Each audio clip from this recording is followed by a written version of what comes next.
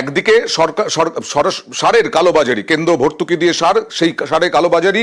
অন্যদিকে ধানের থেকেও সব থেকে বেশি ক্ষতি হবে যদি অকাল বৃষ্টি হয় আলু চাষিদের মাথায় একেবারে হাত। কারণ আলু এখন সবে বপন শুরু হয়েছে, আলু চাষ শুরু হবে, সেই জন্য সার কিনতে হচ্ছে।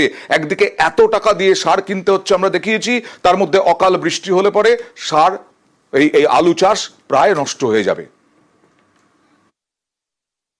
আলু তো পচে যাবে, সবই তো পচে যাবে, বসানো হয়েছে সবই পচে যাবে, আর বীজ কোথায় পাওয়া যাবে? আরো যদি ভারী বৃষ্টি হয় আর কি হবে? কিছুই করা যাবে না। এরপর যদি অতি ভারী বা ভারী বৃষ্টি হয় সেক্ষেত্রে কিন্তু ক্ষতি হবে। অতি বৃষ্টি হলে বীজ আলুগুলো পচে যাবে, পচে গেলে চাষিকে আবার মাটি শুকিয়ে পরবর্তীকালে ফের বীজ কিনে আবার চাষ করতে হবে। এখন তো বসানো লেট হয়ে যাচ্ছে, ফলন কমে যাবে, এবার শীতের উপর নির্ভর করবে। ঘূর্ণিঝড় অনেক দূরে, কিন্তু তার প্রভাবে 4 জেলায় হালকা থেকে মাঝারি বৃষ্টির সতর্কতা। বিশেষ করে কলকাতাতেও বিভিন্ন জায়গায় বৃষ্টি শুরু হয়ে গেছে। কাকদ্বীপের ছবিটা একবার দেখাবো, কারণ সাগরের একদম কাছেই সেই কাকদ্বীপে কি অবস্থা। যে ছবি আপনাদের দেখাচ্ছি সেটা হচ্ছে বৃষ্টি, অকাল বৃষ্টিতে যে ধান এখনো মাঠে আছে সেই ধান নষ্ট হওয়ার আশঙ্কায়। সরাসরি চলে যাব বিশ্বজিতের কাছে। কি পরিস্থিতি এখন বিশ্বজিৎ?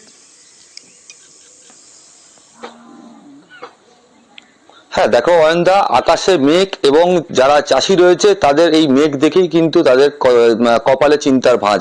একদম স্বাভাবিকভাবে যেটা চাষিরা যেটা মনে করছেন, যদি এই মুহূর্তে বৃষ্টি হয়, অর্থাৎ এই মুহূর্তে একদম ধান কাটা চলছে এবং এই মুহূর্তে যদি বৃষ্টি হয় তাতে করে কিন্তু প্রবল ক্ষতির মুখে পড়তে হবে চাষিদেরকে। কারণ মাঠের ধান মাঠেই থেকে যাবে, গোলাজাত করা যাবে না।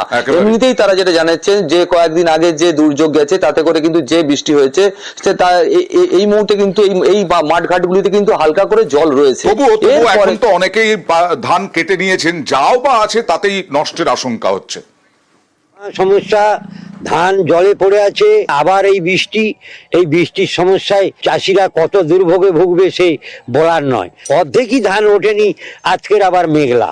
বৃষ্টি হলে মাঠের ধান মাঠে থেকে যাবে, বউ বাচ্চা নিয়ে এসে ধান তুলতে হচ্ছে আমাদের। অনেক কষ্ট করে ধানকে করে চাষ করেছি। আমাদের সারা বছরের খাওয়া দাওয়া খোরাকি ওই ধান আর চাল।